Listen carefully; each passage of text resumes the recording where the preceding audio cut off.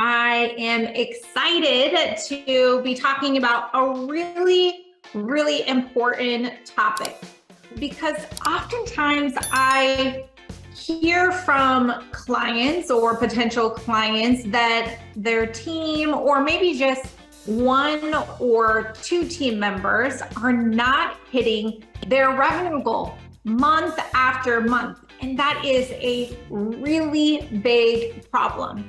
So I'm really excited today to be sharing with you how to really develop an action plan to train, support, and hold your team accountable to hitting their revenue goal.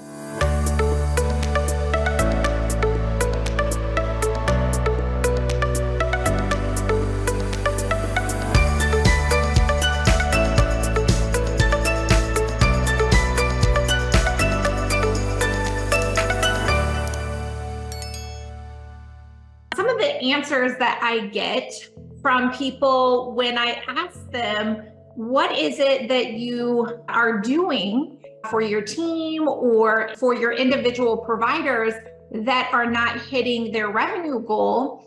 I hear a variety of answers. It could be, well, I don't even track it by individual is the first one. It's just we either hit it or don't hit it as a team. I tell them how short they are with it. I tell them they need to sell more. I tell them that they need to create more appointments, or they're responsible for getting more patients on their schedule. But then it pretty much stops there. And the business owner or the manager is frustrated because they're not meeting their numbers.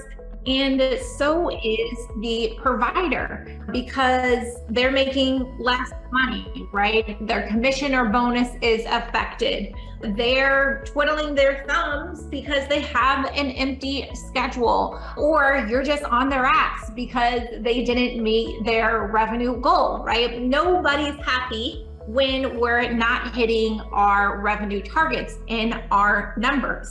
I really want to give you some strategies that you can put into place to make sure that you are hitting your revenue goals month after month, not just 1 month here or there, but consistently. And breaking that down to the lowest common denominator to increase your chances of success. All right, so let's jump into this. So the very first thing is you got to know your numbers. Too oftentimes you're only looking at the big number, and that's really hard to figure out where it is that you can get better. Where's the easiest path to increasing your revenue? First off, you got to do it by provider. Then you got to do it by service category. And then you also have to be tracking your retail and your rebooking rates. So I love for each individual provider every single week to know what their numbers are. Last week, I was at a med spa and I had two different providers that are able to do the exact same services. And one provider's revenue per hour was upwards of $500, and another provider was only $200 an hour. And the med spa practice manager had no idea there was such a discrepancy, right? Because they're like, oh, they're both seeing the same number of patients. I just don't understand why.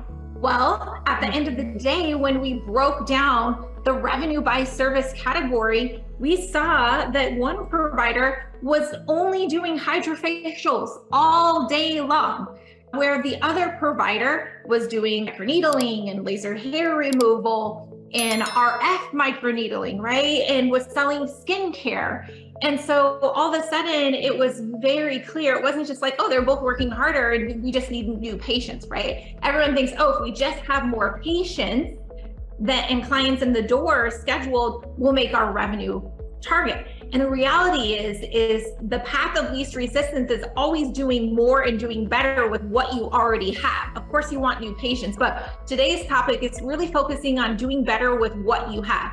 And you got to first establish that baseline and knowing their numbers, right? So once you look at their service revenue that's coming in, you want to break that down by what percentage based on category, right? Lasers, injectables, facials, waxing, like really break that down so that you can look for trends. Like, oh my gosh, I didn't realize you were doing Hydrafacials all day. Those take so much longer. Those oftentimes patients don't convert into higher ticket treatment plans. Those patients often don't invest in really extensive retail skincare products, and it's a high consumable. So by the time I pay your labor and your consumable, no one's making money off of that, right? So let's talk about some strategies of how we move patients away from treatments that aren't making the provider or the med spa very much money, and focusing on treatments that are going to give them even better results and going to make the provider and the med spa more money. So unless they are being able to see that, like where their revenue is coming from, you would never have any idea, right? And then you look at the number of hours and it's like, wow, you're taking 75 minutes to do a Hydrafacial, a basic Hydrafacial, when it should only be taking you 30 minutes or 45 minutes. Everyone's a little bit different that night, right?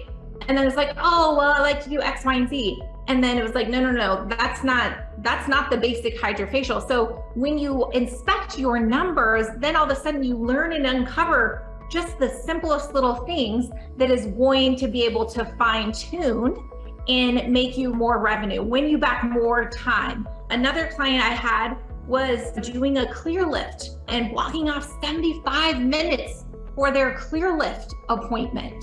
And I was like, oh my gosh, like we're having trouble scheduling, getting people on the books less than 2 weeks out. And I see why right now, because you're taking 75 minutes to do a clear lift and turn the room over, and you're only making a couple, like $300 at that, and you're not transitioning them into a package or whatnot. So breaking these numbers down is going to tell a really big story. It's also going to give you an opportunity to think about your consumables and your labor, especially on injectables, right? When I'm looking at the ratios here and our profit margin, maybe what we need to do is increase our prices. Maybe what we need to do is decrease the appointment time slot. Maybe what we need to do is train our team on recommending and consulting different treatment options for our patients. But if you don't break down the numbers, you're not going to have the information you need to be able to guide your team. So the second thing is, what's their retail that they are selling? And again, track it weekly, monthly, so you're able to look at their pacing, right? Because if you wait until the very end of the month, it's too late. There's no going back. Right now, it's just the new month. And you need to be able to make adjustments quickly. You need to be able to provide support and feedback and training quickly. So don't wait until the end of the month to do that. Oftentimes, it's just an extra $50 or $100, right? When you think about the volume of patients coming in the door, that is going to get you to your revenue goals.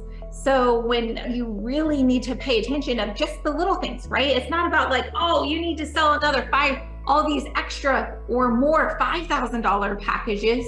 Where are those little opportunities that don't take much effort, that don't require that much more of an investment from your clients, that when you add up is going to get you to your revenue goal? The last thing is your team rebooking their clients before they leave, right? At checkout. And this is one of those things where you want to be stepping into the next week, even the next month, right? With your schedule filled up, not like, oh gosh, I'm relying 100% on marketing to all of a sudden fill up my schedule, right? Or like, ooh, I really am gonna have to work the phones and text and email and DMs to try to fill up that schedule. If you have a rebooking culture in your med spa. If you are tracking rebooking, I'm really proud of one of our clients in Texas, Brooke. I'm so proud of your guys' med spa because you have had massive growth since when I came to your med spa in Texas. And we really devised a plan to increase your rebooking rates, right? And when we first started tracking it, there were weeks where, and even months where you were at anywhere as low as 40%. And now you guys, like a low rebooking week, I think is like 65 or 70%. And last week when you guys tracked your results, we were at over 80% of a rebooking rate. And that is massive, because the easiest way to sell packages and high ticket treatment plans is to people that already know, like, and trust you, not to brand new patients. To really focus on rebooking is gold, right? So if you have empty spots on your schedule, track the rebooking rates. If the rebooking rate isn't at 80% or higher, then you have opportunity for growth. And to increase your rebooking rate, oftentimes it's as simple as fine-tuning your consultation and checkout process with your team. It really is that simple. So if that's something that you guys need help with, please reach out to us and we can give you some tips and tricks on increasing your rebooking rate. But you first want to start tracking it. And your goal is to get to 80% rebooking rate. So rebooking rates, selling retail, but really breaking down revenue per service category, okay? Because it's so telling. It's so telling. Every single time I'm having a conversation with a practice about their revenue, this is something that they're not paying attention to. And you really need to look at this. It's so telling, wherein you have providers that are spending too much time, energy in the treatment room, in their consultations, on treatments that are not benefiting them or really even benefiting the patient, right? That they're allowing the patient to dictate their treatment plan.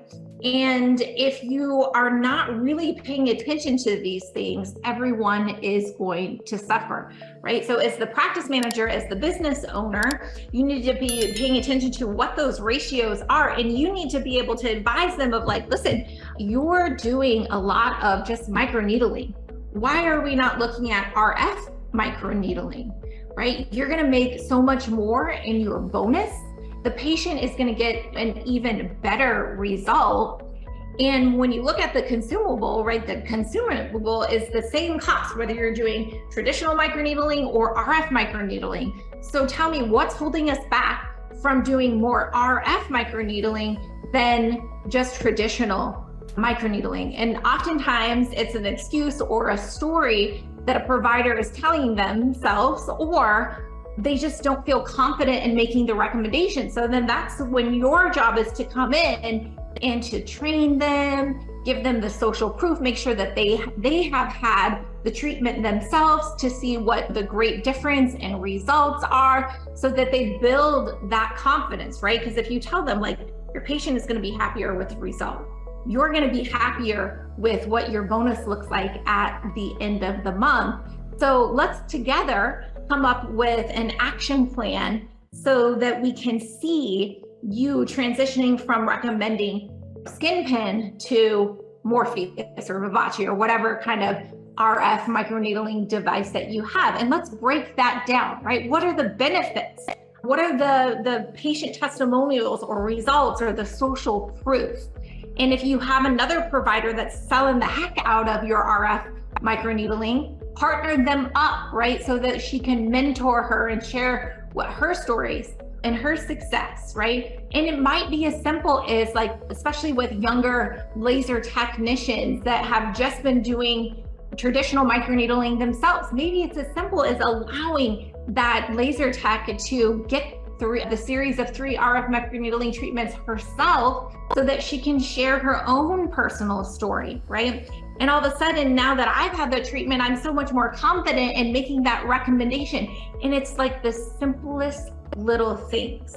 But if I didn't uncover that you were lacking confidence in making that recommendation, if I didn't uncover that you didn't understand the real benefit or difference between the two, if I didn't uncover that you hadn't even had the treatment before, as a manager or business owner, it's your responsibility to uncover those things of what's holding your team back from making the recommendations that they need to, rebooking their patients like they need to in order to meet their revenue goals.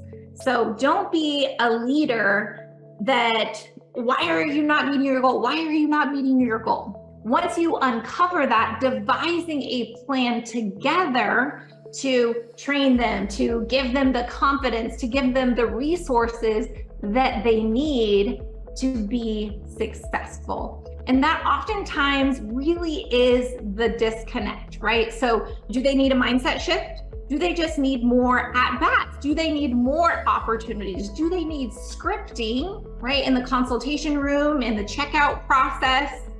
Oftentimes they just need the accountability of like, oh, I didn't know that I couldn't do other treatments besides Hydrafacial. I didn't know that I was taking too long in my Hydrafacial treatments.